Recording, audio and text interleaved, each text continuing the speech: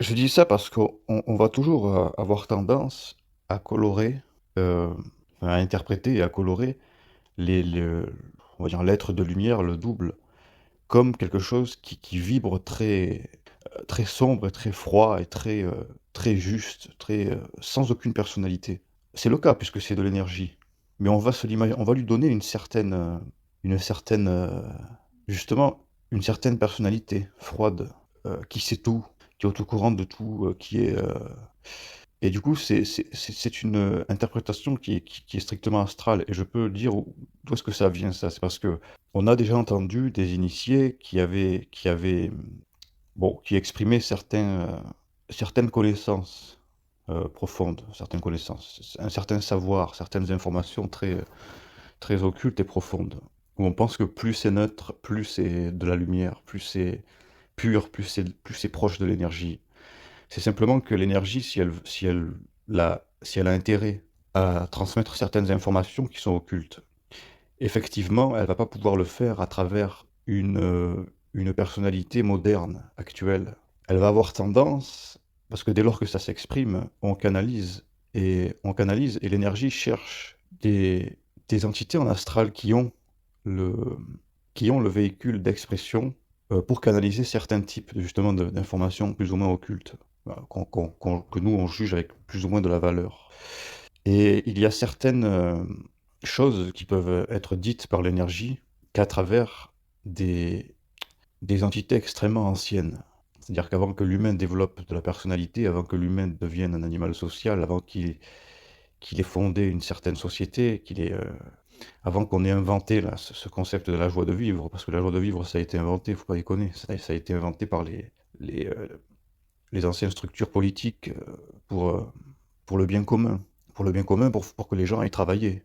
Tu sais, on s'est rendu compte que l'esclave qu'on fouettait, il était plus efficace s'il était heureux. En tout cas, s'il avait l'illusion de l'être. Ça a été inventé, ça. Et certaines civilisations anciennes, eux, pouvaient canaliser l'information comme on ne peut plus le faire aujourd'hui, de par leur taux vibratoire, de par le fait qu'avant c'était commun, avant on était proche de la lumière, on n'avait pas un mental développé, on n'avait pas cette diversité émotionnelle, ces personnalités. Donc quelqu'un qui canalise de l'information, soi-disant avec un ton extrêmement profond, froid, ce n'est pas qu'il est plus proche de la lumière, c'est que la lumière utilise de très anciennes civilisations, de très anciennes structures, personnalités mortes, des égaux, qui auparavant avaient de grosses pratiques spirituelles. Et qu'il faut bien comprendre que qu'on peut faire ceci dans le cadre d'un exercice, mais qu'il ne faut pas se croire. En tout cas, il ne faut pas croire que le moi, c'est quelque chose d'extrêmement neutre et sans émotion, etc. Parce que ça serait l'entité qui se révèle, ces anciens êtres spirituels qui se révèlent aujourd'hui à la conscience, donc qui influencent et qui manipulent le moi d'aujourd'hui, et qui essayent de revenir un peu à l'existence. C'est-à-dire que l'entité extrêmement ancienne essaye de remonter à la surface, de retrouver la lumière de par le vivant. Et du coup, là, tu n'es pas toi tel que décidé profondément avec ton intuition personnelle. Donc il y a deux phénomènes. On se demande souvent si les pensées qu'on reçoit, est-ce que ça vient du double ou est-ce que ça vient d'entités. Dans les deux cas, ça vient de la lumière ou de l'énergie qui utilise des structures. Donc qui utilise des égos, qui utilise des mémoires, donc des entités. Et la différence, elle est maigre. C'est-à-dire qu'il n'y a pas beaucoup de différence, c'est toujours l'énergie qui s'exprime. Le double, qu'est-ce que ça va être le double dans ce processus? C'est une fois que l'entité, donc la pensée, qui est de l'énergie, qui est de la mémoire utilisée par l'énergie, une fois que la pensée, elle est identifiée, une fois qu'elle est dévoilée, une fois qu'elle a été remise en question et confrontée, elle est peu à peu subtilisée. Et il faut que ça soit le moi intuitif, le moi instinctif, ce qu'on appelle un peu le moi réel, ça n'a pas de forme. Mais ce qu'on sent comme étant le plus juste pour soi, donc je vais appeler le moi profond, destiné à être ce qu'on appelle le double. Donc pour bien comprendre, c'est que plus il y a des impressions, plus c'est de l'entité, et plus ces impressions sont neutralisées de par le regard de l'individu. Est-ce que là je me donne un genre? Est-ce que je mets une certaine qualité dans l'information? Est-ce que j'ai la moindre fascination pour l'information qui passe? Est-ce que oui ou merde, je sais que ça vient de moi, parce que ça me sert, parce que ça m'affirme sur le plan matériel? Ou est-ce que ça essaye d'une manière ou d'une autre? Est-ce que c'est une entité qui essaye de, de se rendre vivante à travers ma gueule.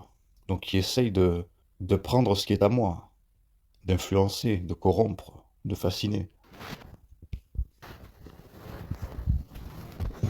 Donc le double devient... J'ai changé de sens, je sais pas s'il y a, il y a vraiment moins de réverbération là. Donc le double c'est ce que deviennent toutes ces entités auxquelles vous avez contact, toutes ces pensées, une fois qu'elles sont neutralisées, c'est-à-dire une fois qu'elles sont passées par votre filtre de l'intuition, là, par le filtre de ce que vous ressentez au plus fort. Et que c'est comme ça que vous allez créer. Que c'est dans l'affirmation de ce qu'on est, ce qu'on n'a pas le choix d'être, qui effectivement est constitué d'entités, donc d'ego anciens, et que c'est comme ça qu'on va construire. Et c'est comme ça qu'on va intégrer. Donc il faut voir ça comme, par exemple, c'est pas l'énergie qui doit s'intégrer, genre c'est pas le double qui doit s'intégrer dans la matière. C'est pas dans ce sens-là. C'est l'énergie, ça passe par les égos anciens, par les mémoires, par les entités, etc., les personnalités. Et ce sont ces entités qui doivent être intégrées au centre conscient. Donc tout ce qui va vibrer ancien, tout ce qui va vibrer idée reçue, tout ce qui va vibrer dans le sens où ça m'enferme, dans le sens où ça m'aveugle. Il faut aller les questionner si quelque chose passe par nous.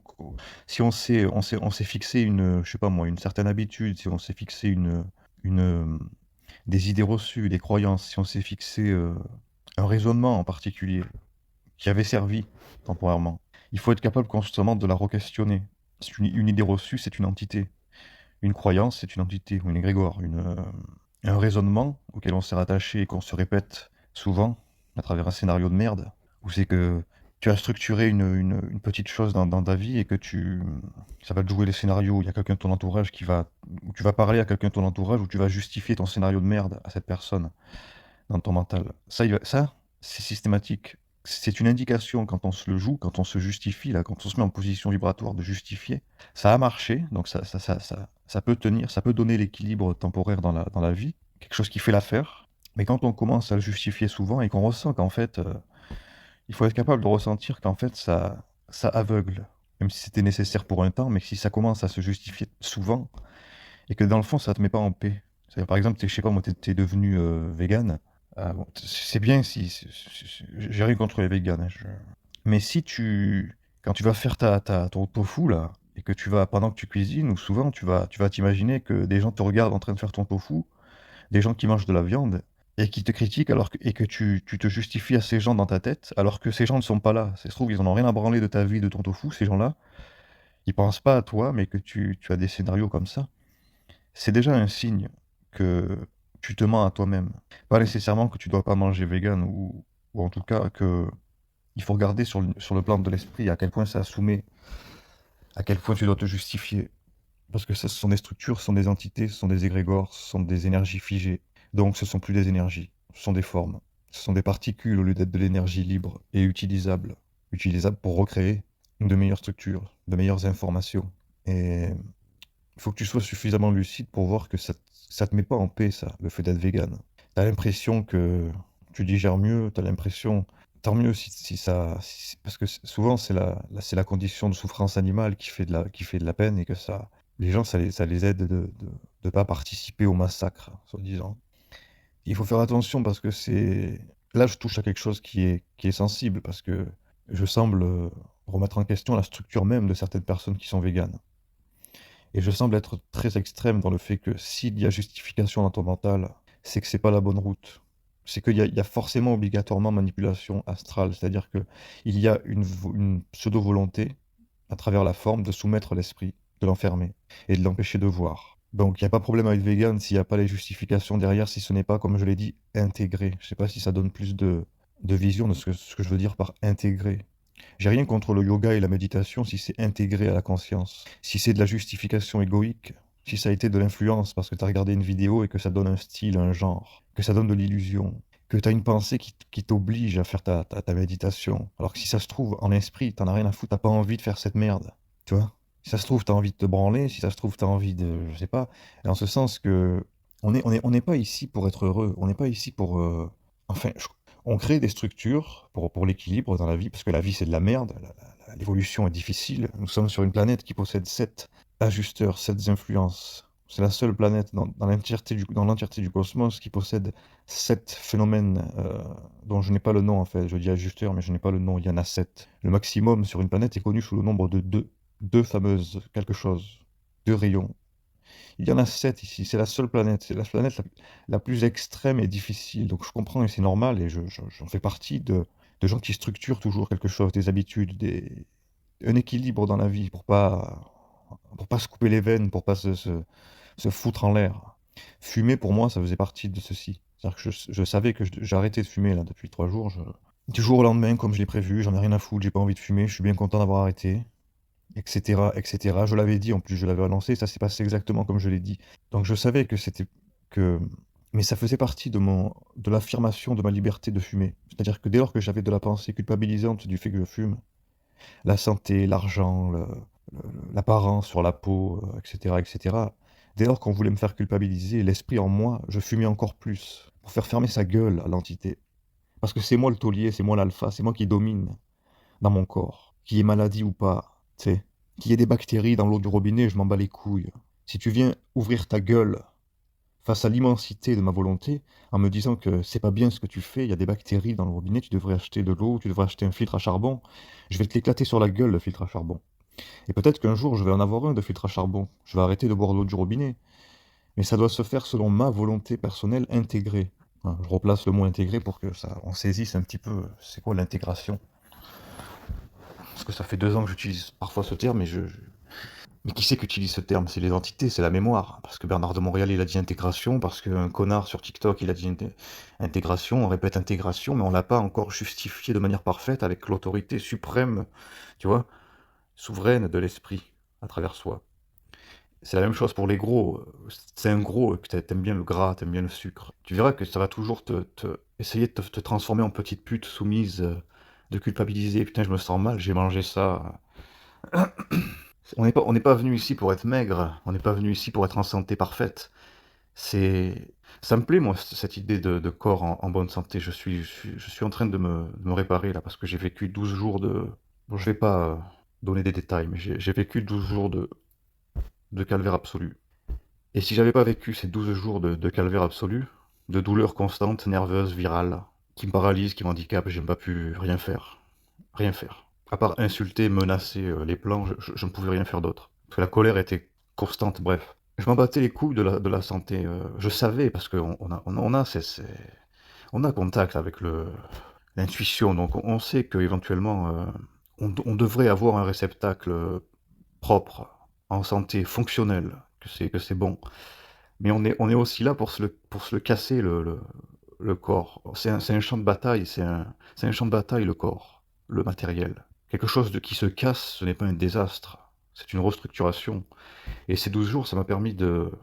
C'est comme si c'était mon esprit à moi qui avait forcé la douleur, qui avait forcé la santé. Parce que j'étais obligé de prendre des positions sur le côté, c'est encore le cas là, c'est peut-être pour ça que ma voix est un peu différente, c'est parce que ma gorge, je suis plié en deux là, je suis obligé de m'allonger sur le côté. Donc, côté gauche, côté droit, côté gauche, côté droit, j'ai les genoux tordus, les coudes, les épaules, les reins, cervicales, je suis tordu, j'ai pas le choix.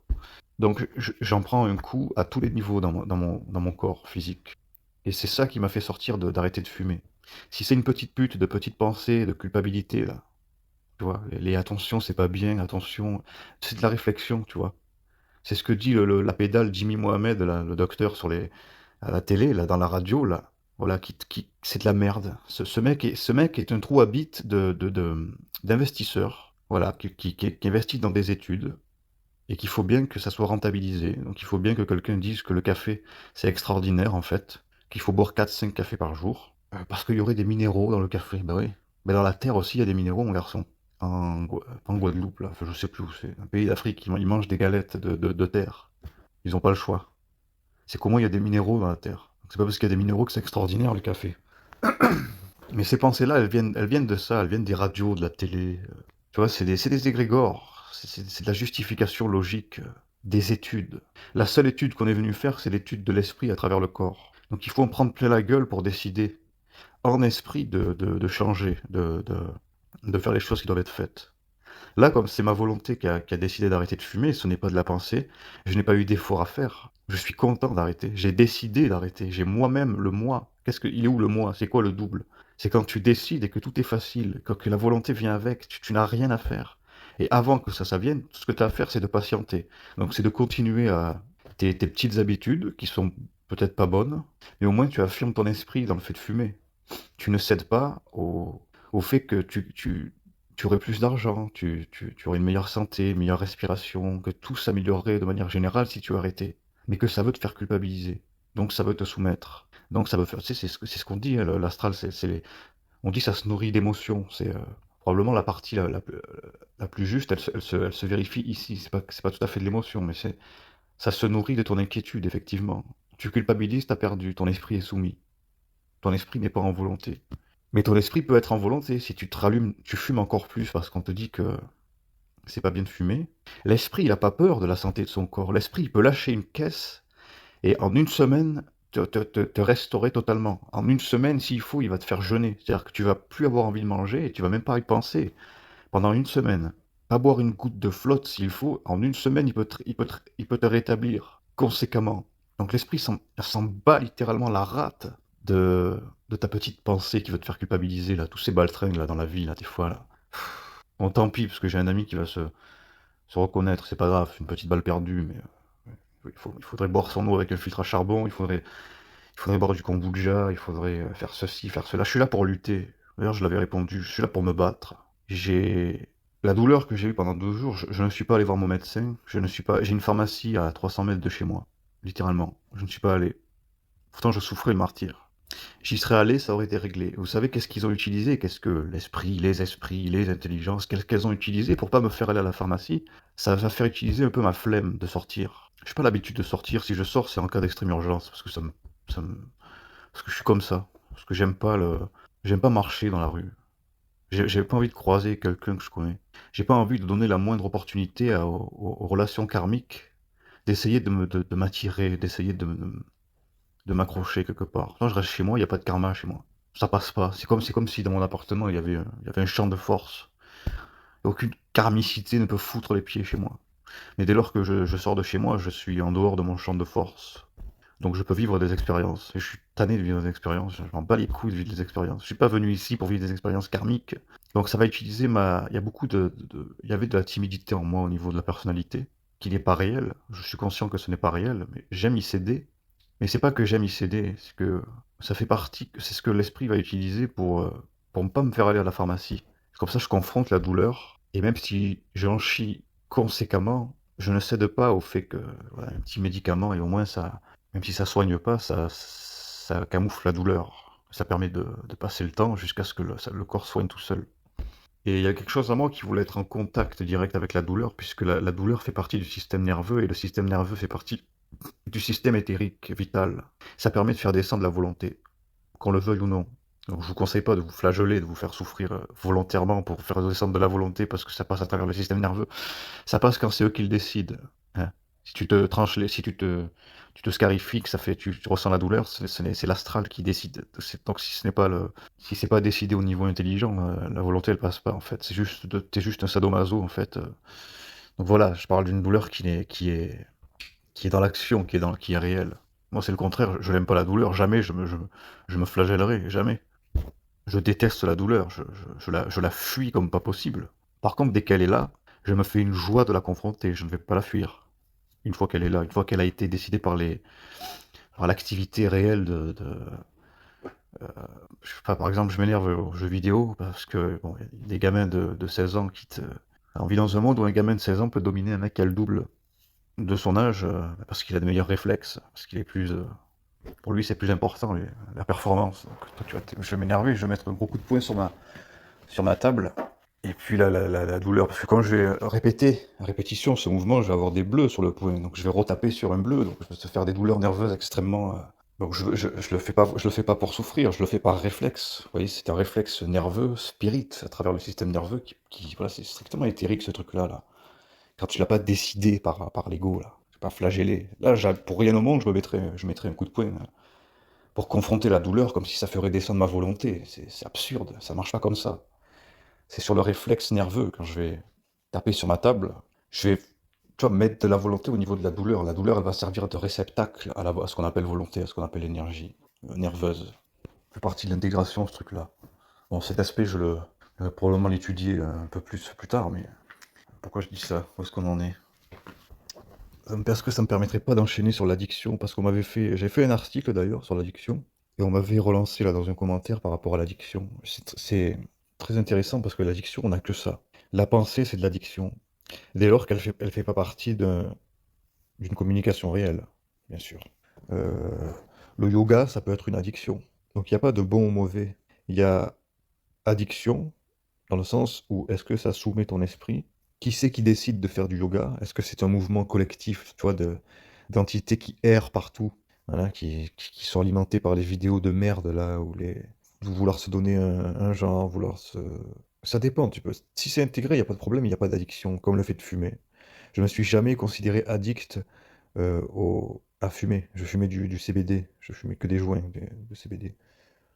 Je ne me suis jamais considéré addict. Si j'avais arrêté une fois, un mois, mais j'avais arrêté, comme je l'ai dit, parce que j'avais cédé. C'est dingue de dire ça. J'ai cédé à arrêter l'addiction.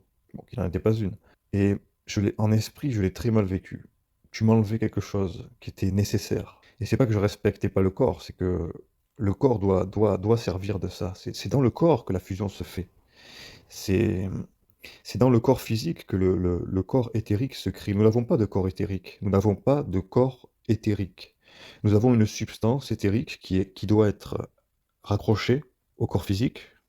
Il faut un corps physique, sinon la particularité éthérique, la substance éthérique, qui est censée créer le corps pour le double, donc qui est censé créer la structure du double. Si le corps est détruit, ça fout le camp, l'éthérique. D'ailleurs, c'est connu comme information, ça. Donc nous n'avons pas de corps éthérique, et c'est à travers l'intégration dans le corps physique. L'intégration de quoi, connard? L'intégration de l'esprit dans le corps physique. Donc c'est pas que faire du mal à mon corps, parce que je fume, les poumons, tout ça, vascularité, intégrer l'énergie, donc créer le corps éthérique, qui n'est pas créé, puisqu'il fout le camp quand on crève. D'ailleurs, on dit que il y a deux corps qui sont parfaitement formés. Il y a le corps astral et le corps physique. Ce sont les seuls corps qui sont réellement formés, qui servent de réceptacle relativement relatif, ta gueule. Et c'est le modèle, c'est un peu le modèle il faut que l'intégration passe dans le physique. C'est pour ça que d'ailleurs Bernard de Montréal disait que la fusion n'a lieu que dans le physique, dans l'incarnation. C'est-à-dire qu'il faut le modèle, il faut qu'il soit totalement raccroché au corps physique. C'est pour ça que là, je vais probablement dans les temps à venir, je vais un peu plus parler du corps physique, de ce qui est maladie, de ce qui est... Enfin, je vais un peu plus creuser ça probablement, hein. Parce que j'ai beaucoup plus de vision, je vois beaucoup plus qu'est-ce que ça veut dire créer le corps éthérique, le double éthérique.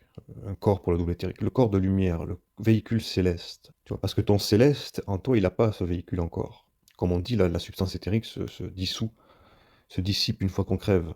Et le but, c'est que ça ne se dissipe pas. C'est pour ça qu'on n'est pas conscient de ce qui se passe. C'est ça que la conscience fout le camp, parce que la conscience, elle est identifiée dans ce qui est structure. La conscience est structure, elle a toujours c'est le phénomène même de la structuration, la conscience. Donc c'est pour ça qu'on n'est jamais conscient du double, c'est pour ça qu'on n'est jamais le double, c'est pour ça d'ailleurs que le double doit systématiquement recommencer son rapport avec un nouvel individu. C'est parce que toutes les connexions se foutent le camp.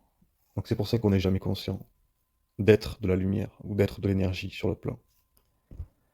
On crève en astral, comme on dit. C'est que pour qu'il y ait ces discontinuité de l'existence, ça passe par le corps astral, et du coup le corps astral, lui, il peut revenir, tu vois. Ça va revenir ce truc-là, là. Mais il faut que ça revienne dans le corps, puisque dans le corps physique, il y a la, la- l'aura éthérique, là, le rayonnement de la matière, là, ce qu'on appelle éthérique, là, n'est possible que dans le corps physique. Et dans le corps physique, il faut bien que ta mémoire soit intégrée. Donc on y fout un corps astral dans un spermatozoïde, là, ou dans un, comment s'appelle ces petits trucs, là, ces embryons, là. Et qu'ensuite, ça doit recommencer tout le travail. C'est-à-dire que la substance éthérique se cale sur le corps. Il faut que l'intégration, que la fusion ait lieu dans une vie. Bien que il y a certaines progressions au niveau du corps astral qui est sauvegardée. Mais avec le voile de l'oubli, etc., Mais il y a quand même une progression qui se fait. Des individus qui auront une certaine facilité à ceci, qui vont quand même récupérer de l'anciennes informations. Non pas qu'ils vont être conscients des anciennes vies, des anciennes informations, mais ils vont les porter en eux. C'est ce qu'ils vont dégager sans même... Voilà, bref, on a compris. Donc, bon, c'est pas totalement clair, comme j'ai dit, je vais élaborer par la suite un peu plus ce concept d'intégration dans le corps physique, à travers notamment la maladie. C'est pour ça que Bernard de Montréal disait que c'est extraordinaire la maladie. Le mec, il a failli crever des poumons, là, je sais pas ce qu'il avait, une infection des poumons ou quoi. Ça devait être un calvaire pas possible de devoir respirer C'est comme si tu respirais un oxygène qui est 1000 fois plus lourd toute la journée comme ça doit être un calvaire absolu, mais le mec te disait que c'est le meilleur qui puisse lui arriver, ça. Parce que ça lui permet de faire de la volonté systématiquement. Dès que tu souffres, la volonté passe. Que si tu vas chez ton médecin prendre tes petits médicaments, là, génériques, quand même tu tombes les trucs naturels, ça me bat les couilles, naturel ou pas naturel, t'es là pour souffrir, tu souffres, tu fais pas chier. Malheureusement, il y a des gens qui ont beaucoup de difficultés à affronter le mal. On est là pour ça. Qu'est-ce que c'est l'accouchement? On me coupe la parole, là. On me dit on me montre l'accouchement. Pourquoi ça fait si mal, là, ces contractions-là? Bon, je n'ai jamais accouché, hein, mais... Non, mais quand même, ces 12 derniers jours, j'ai vécu quand même quelque chose de... Enfin bref. Mais l'accouchement, pourquoi il y a une extrême douleur au niveau de l'accouchement, au niveau que la substance éthérique commence à descendre dans le... Je l'ai dit tout à l'heure, j'ai oublié, dans l'embryon, là. Vous voyez? C'est qu'il y a de la substance vitale éthérique de la mère, à travers la souffrance nerveuse, très douloureuse, enfin, ça a l'air, hein, en tout cas. Et que c'est ça qui donne la pulsion à faire descendre, à structurer le... Tu vois, la douleur que la mère ressent est communiquée à l'embryon, et c'est ici que le... C'est lors de l'accouchement, surtout, que la vitalité, elle passe dans le bébé, hein, dans le... J'ai encore oublié, c'est phénoménal. Donc c'est, voilà, pour l'instant, c'est une petite piste. Bon, je me doute que c'est pas moi qui ai inventé la pratique, hein, mais là, je le fais en conscience. Moi, j'ai jamais rien lu, donc je le fais de par mon auto-instruction. Donc lorsque, je vais faire quand même un petit résumé, lorsqu'il y a intégration sur quelque chose en particulier, c'est-à-dire lorsque j'ai résolu on va passer ça comme, par l'addiction, ou en tout cas, j'ai résolu une souffrance, un mal quelconque dans mon corps physique, et que je l'ai affronté au niveau de l'esprit, c'est-à-dire que j'ai fait descendre la volonté à travers de la douleur, et que j'ai lutté contre l'inquiétude, j'ai lutté contre la culpabilité ou les pensées qui vont vouloir que tu prennes des médicaments, que tu vas céder, que tes proches, là, ils vont te dire que tu devrais aller voir ce spécialiste. Le spécialiste, tu vas le voir une fois que tu as fini le travail d'intégration. Sinon, ton spécialiste, faut pas forcément être méchant avec les gens. C'est comme là, je suis pas méchant avec... comme j'ai dit, j'ai un ami qui se reconnaîtra, ce n'est pas... C'est une question que laisse-moi faire mon job d'intégration. Ensuite, peut-être que j'aurai l'occasion d'acheter un filtre à charbon pour boire de l'eau pure, je sais pas quoi, là. Mais là, pour l'instant, laisse-moi boire mes 3 litres d'eau contaminée. Parce que j'ai décidé ainsi. Et parce que ces bactéries qui feront probablement partie de l'ajustement du corps physique pour transformer, pour que la substance éthérique enregistre de la volonté à travers la souffrance et qui permet de récupérer l'énergie matérielle et la transcender en corps éthérique. Et plus on va souffrir, bon, comme je l'ai dit, il ne faut pas se faire souffrir volontairement parce que ça aura l'effet inverse. Si tu es un sadomaso, tu vas juste faire descendre, tu vas juste te rattacher au corps astral, donc tu vas juste encore plus crever éternellement. Donc c'est pas ce que je veux. Voilà. Quand je dis il faut souffrir, c'est quand t'as pas le choix, c'est quand l'esprit a décidé de souffrir. Voilà. Je fais un rappel parce que, vous voyez, parce que on crève ici. On est venu ici pour crever. On n'est pas venu ici pour aller bien, on n'est pas venu ici pour être heureux. On n'est pas venu ici pour être en bonne santé. C'est pourquoi, c'est pour quand on va fermer ton cercueil, il faut que ton corps soit en bonne santé. Laisse donc fumer les gens qui vivent une intégration extrêmement difficile, qui eux font le job, qui eux sont dans l'évolution difficile de la conscience. Laisse-les fumer, ces gens-là. Laisse-les bouffer du sucre et du gras, tu vois. Laisse-les se droguer pour certains, qui doivent se droguer. Il est probablement qu'il y a un contrat, ça je veux pas trop le dire de manière... Moi je savais qu'il y avait un nombre de joints à fumer spécifique. Je ne suis pas informé précisément, je ne veux pas mettre... enfin, donner cette information comme si c'était trop tangible, trop... qu'on peut instruire avec ça. On peut pas instruire, mais c'est une... On va dire ça, c'est de l'ordre de l'intuition. Je savais qu'il y avait un putain de contrat. Et je le savais tellement dans mon esprit, c'était tellement fort, tu vois, que ça corollaire avec le fait que quand il y a de la pensée culpabilisante, du fait que je fume, je vais fumer encore plus. Et ce qui va se passer, c'est que je vais accélérer, parce qu'il y a un contrat, il y a un quota de joints à fumer. Il est possible. Il faut pas le voir comme ça. C'est pas aussi simple, mais prends-le, mets-le de côté, ça. Pareil pour tes gâteaux, là, sucrés, ou ton gros barbecue, là. Hein, c'était un gros gourmand, là, profite bien, et surtout ne culpabilise pas. Parce que si t'as craqué un jour et que tu te dis putain, mais je voulais manger moins, ben, tu vas allonger ton sort. Tu vas allonger le temps de souffrance. C'est aussi lié au temps. Bon, c'est de l'ordre de l'intuition, et que du coup, quand moi je vais fumer encore plus, parce qu'une petite pute de pensée veut me faire culpabiliser, veut me faire sentir faible, comme si un être comme moi n'avait pas suffisamment de volonté parce qu'il fumait, il cédait. Je comprends pas. Ce même ami là, il en prend plein la gueule, mais c'est pas grave, c'est pas vrai, il en prend pas plein la gueule. Et je crois qu'il m'a dit une fois, je comprends pas comment un type comme toi, euh, avec ce que tu sais, bon, après il colore le fait que je saurais des choses, mais avec ta volonté, avec ce que tu dégages, que tu puisses avoir du mal à, tu vois, à arrêter. Et là, ça permet de. C'est le contraire, mec. Tu vois, il faut en avoir de la grosse de volonté de quand tout te dit que c'est pas bon ce que tu fais. Qu'on te fait culpabiliser sur tous les plans, que tout le monde autour de toi, même ta famille, les êtres à qui tu tenais, parce que tu tiens plus maintenant, parce que c'est des fils de pute, enfin, c'est pas des fils de pute, mais ils font partie du combat. Que d'aller dans le sens de tout à partir du moment où ton esprit ne veut pas se soumettre. Et que s'il faut, je vais fumer le double aujourd'hui, tu vois. Je vais fumer même jusqu'à ce que ça soit un supplice pour moi de fumer, tu vois. Et je faisais ces moments-là. Je voulais plus fumer. C'est-à-dire qu'il y avait des moments dans la journée où, bon, j'avais pas forcément envie ni besoin de fumer, je le sentais pas, et je fumais quand même.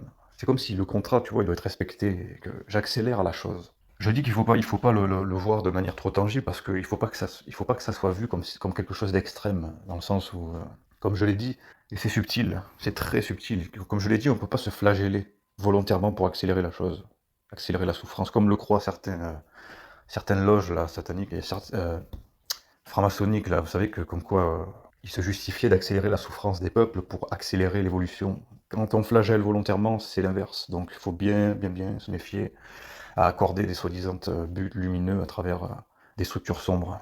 Là, je m'éparpille. Mais bon, je suis fatigué. Je, je continuerai plus tard, puis j'écrirai probablement des articles pour que ça soit. Parce que les articles, c'est. Je, j'ai beaucoup de mal à retrouver ma. Ah, j'ai beaucoup de mal à écrire. Mais il faut que je retrouve l'habitude d'écrire parce que c'est aussi intéressant que ça soit structuré, que les informations soient posées, parce que quand je parle, il y a plein de choses que si je me réécoute, je pourrais ajuster, mais je peux pas parce que ça a été dit et c'est l'autorité suprême. Alors qu'à l'écrit, voilà, je peux réfléchir à chaque phrase, etc. Mais c'est seulement que l'énergie mentale me fatigue. Donc j'ai beaucoup de mal, mais les articles aussi, c'est intéressant d'inscrire les choses. Comme ça, tout est complet en fait. Ça fera quelque chose de plus complet. Bref, j'en ai marre.